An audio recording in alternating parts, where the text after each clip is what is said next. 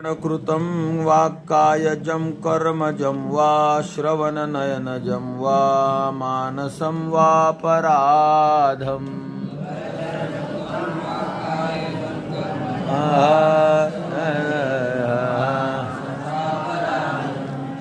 विहितं वा सर्वमेतत्क्षमस्व जय जय करुणाब्धे श्री महादेव शंभो।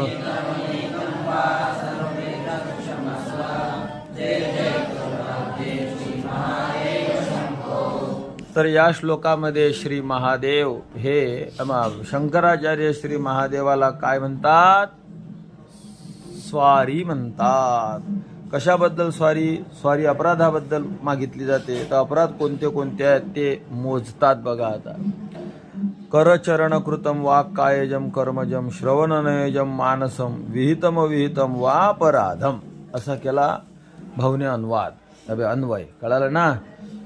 करचरण कृतम हाताने चरणाने केलेले अपराध, वाक वाणीने काय शरीराने केलेले अपराध, कर्मजम कर्माने कर्मापासून निर्माण झालेले अपराध, श्रवण कानाने केलेले अपराध, नयन डोळ्याने केलेले अपराध. कानाचा अपराध कळते ना?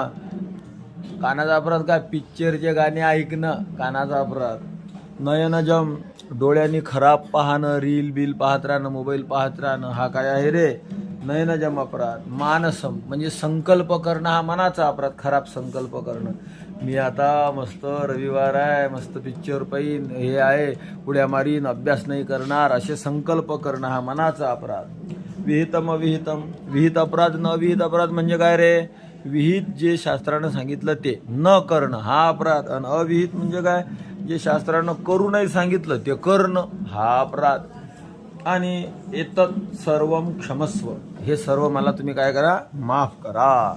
पण महादेव म्हणले मी काहून माफ करू? काहून माफ करू म्हणजे करुणाब्धे, तुम्ही करुणेचा सागर आहात. अरे भाऊ मी करुणेचा सागर आहे, पण माझ्या हाती का आहे? याच्यावर उत्तर श्री महादेव, तुम्ही सगळ्या देवांचे काय आहात? देव आहात.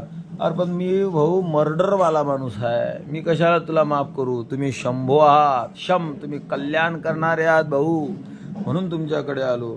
आणि अशा या महादेवाचा जय जयकार असो, असा या श्लोकाचा अर्थ होतो. जय श्रीराम.